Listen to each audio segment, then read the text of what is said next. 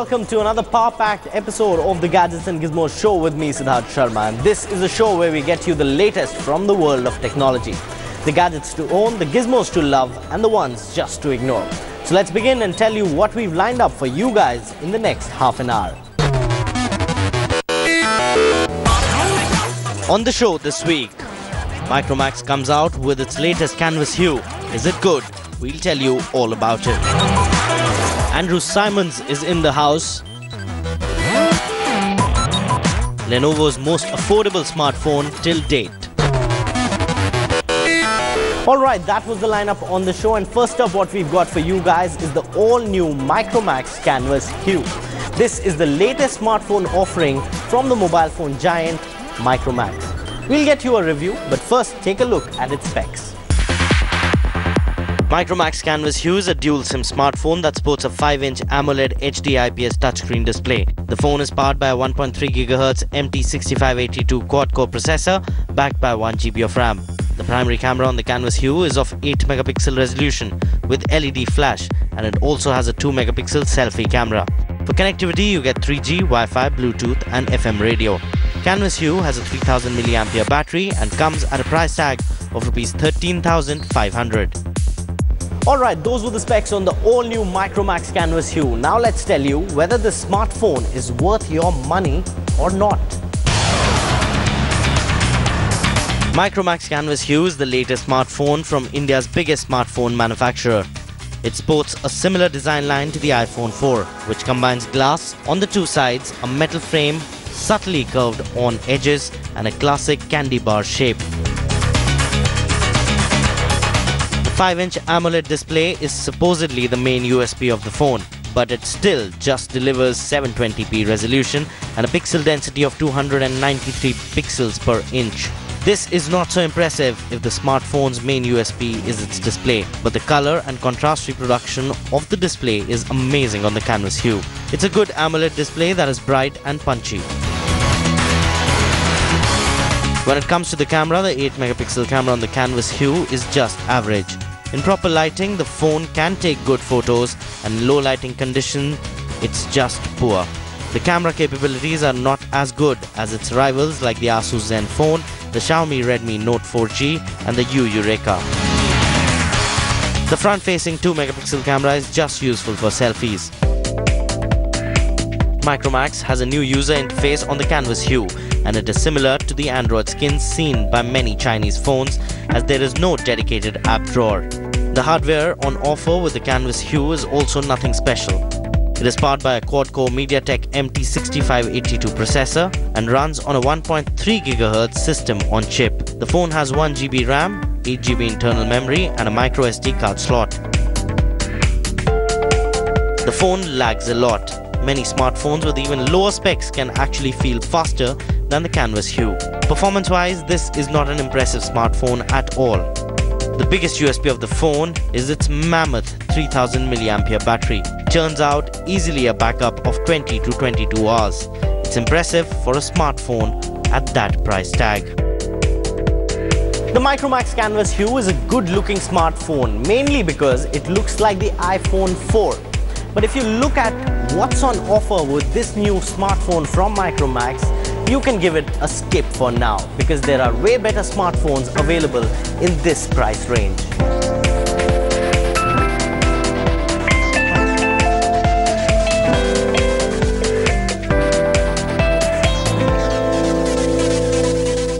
Now, with all these smartphones and smart devices around us, we all need to stay connected to the internet.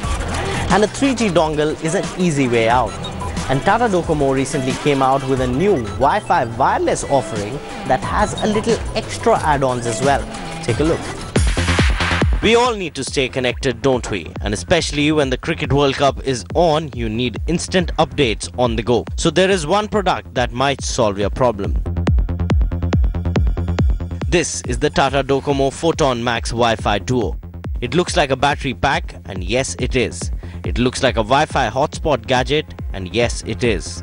And it looks like a bulky Wi-Fi device, and that it is too. The Duo has a built-in battery, so you can charge it up at home and then use it to connect your devices to the internet on the go. The cool part is that it also has a standard USB port, and this can be used to charge your phone. The design of the Duo is pretty basic. It easily fits in your palm and looks like a brick. The ports are on the sides, and on top there is a row of 5 lights that show you battery and network levels, whether the Wi-Fi or charge function are in use. The Duo itself is charged using a standard micro USB cable, the same that most non-Apple phones have, which means you don't need to keep another cable with you. It has a 4400 mAh inbuilt battery that will last 7 to 8 hours. Setting up the Duo requires a PC. You'll have to connect it to the USB port, and the setup process is largely automatic then. The Duo only works with postpaid plans right now. You'll get 1 GB of data for Rs 300 per month or 2 GB for Rs 450. It is also capable of delivering speeds up to 2 Mbps depending on the area and the network connectivity. It can also connect multiple devices to a single Wi-Fi network, so it is pretty economical as well as efficient. For a price tag of Rs 2,899 and postpaid plans of 650 Rs for 3 GB, 750 Rs for 7 GB and 1000 Rs for 20 GB or 1250 Rs for 30 GB a month, depending on your usage, this is one handy gadget to stay connected during this World Cup. We saw a lot of wearable technology make its way into our lives in the year 2014. And wearable tech is expected to be big in the year 2015 as well. Adding another gadget to the list is Sony. They came out recently with the Sony SmartWatch 3. And next up, we get you a review.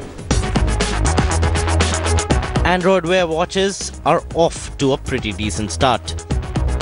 The Moto 360, the LG G Watch R was seen at the CES 2015 this year, and now Sony has come to the Indian market with its latest offering, the Sony SmartWatch 3.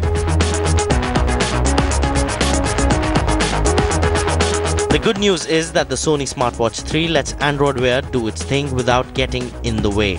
Android Wear runs faster and smoothly on the watch, which is powered by a 1.2 GHz quad-core ARM Cortex-A7 processor and 512 MB of RAM. Sony SmartWatch 3 features a 1.6-inch 320 by 320 pixels trans-reflective display that can both transmit light and it can reflect ambient light. It weighs just 45 grams. For connectivity, you get Bluetooth 4.0 LE, and there is also 4 GB internal storage.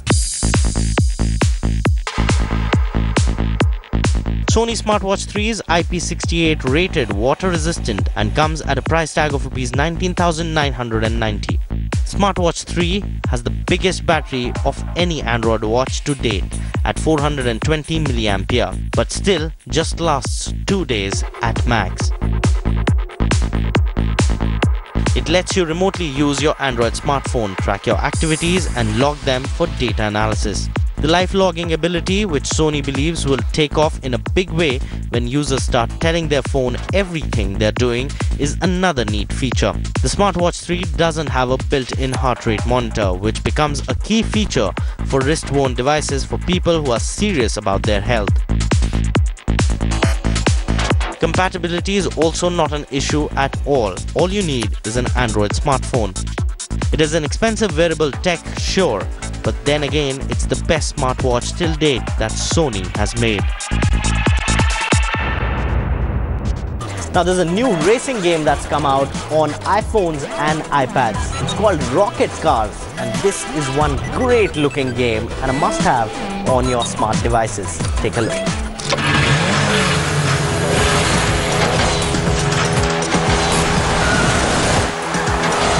Get ready for speed, tricks and crazy courses in the new iOS game Rocket Cars.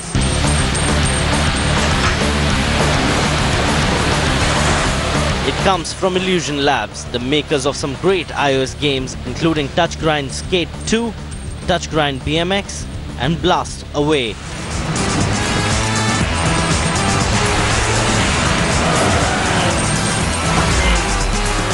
Rocket Car isn't like their previous efforts, but instead delivers the familiar kart racing style.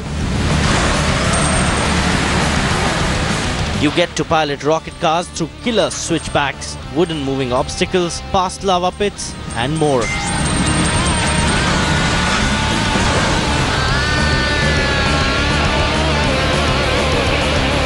are 5 different game modes that you get to play as you race in over 65 different events. All of them deliver a high degree of polish that looks absolutely beautiful in motion.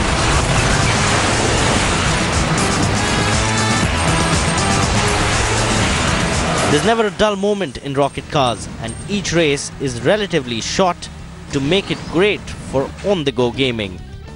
All of the action is controlled through an innovative touch control scheme. You simply tap and hold at the bottom of the screen and then drag your finger left and right to steer and up and down to adjust speed.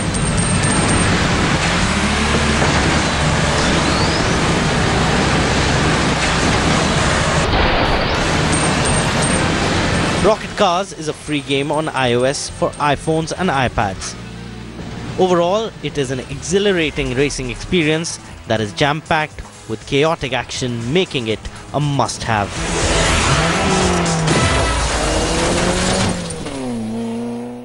Lenovo recently came out with one of the most affordable smartphones in the Indian market.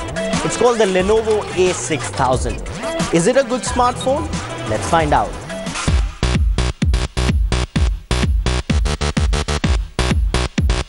This is the Lenovo A6000. Showcased first at CES 2015 in Las Vegas, this smartphone has made its way into India.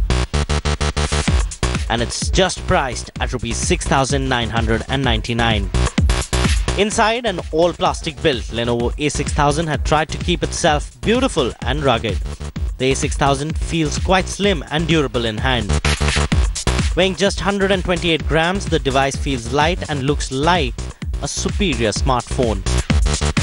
Removing the back cover, you'll find 2 micro SIM card slots with the necessary micro SD card slot. Among the 2 SIM slots, one provides data connectivity up to 4G while the other sticks to 2G only. Lenovo A6000 features a 5-inch IPS capacitive display with resolution support of 720 by 1280 pixels at 294 pixels per inch. Unfortunately, the display lacks the premium feel like it's built, but it brings out quite accurate color with optimum viewing angles and touch responsiveness. The A6000 runs on Android KitKat 4.4 and features proprietary Vibe UI on top.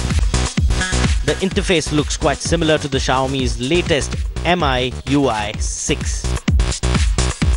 The interface lacks app drawer and features everything on the screen. Powered by a Qualcomm MSM 8916 Snapdragon quad-core system on chip, the A6000 equips 1GB RAM and 8GB internal memory. Now, it's the same processor that powers the Motorola Moto G 2nd generation, so performance is no issue for this one. Lenovo A6000 offers an 8-megapixel camera with autofocus and LED flash, and also a 2-megapixel camera on the front. The camera quality, as expected, is average. There is a 2300 mAh removable battery that lasts easily a day. Lenovo A6000 easily beats both entry-level champions till date like the Xiaomi Redmi 1S and Motorola Moto E in every aspect. It features the latest Snapdragon processor, offers 4G connectivity, decent camera, better performance and battery life inside a well-made body.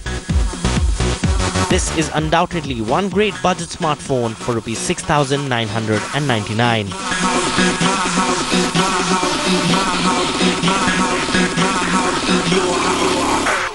Now, with the ICC Cricket World Cup going on, we thought why not catch up with a champion cricketer and a World Cup winner and find out whether he's a geek or not. Who are we talking about? Find out next.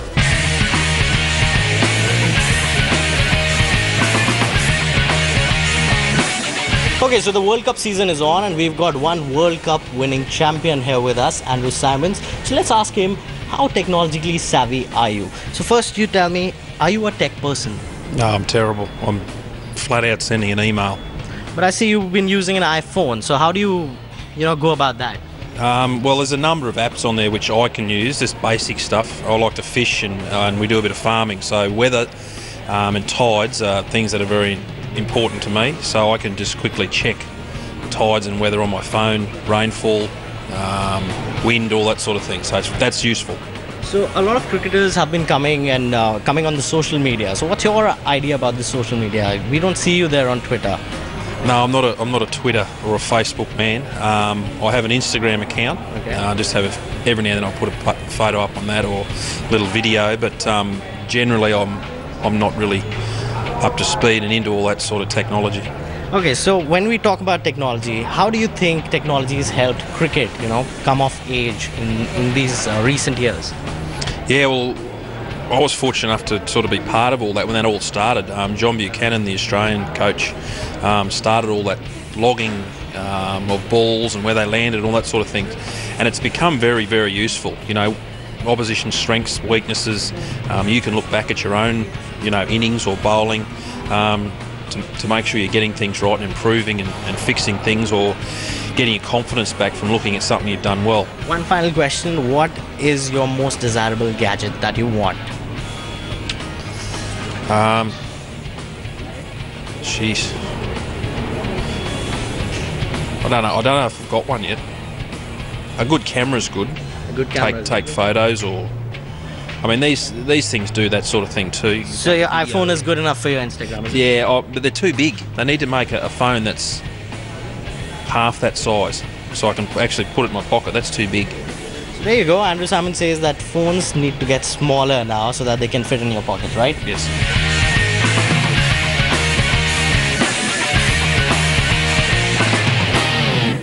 And with that, it's time for us to say goodbye on this edition of the Gadgets and Gizmos show. If you have any comments, queries or suggestions, tweet us at HLT Gizmos. You can also email us on htgg@artstag.com.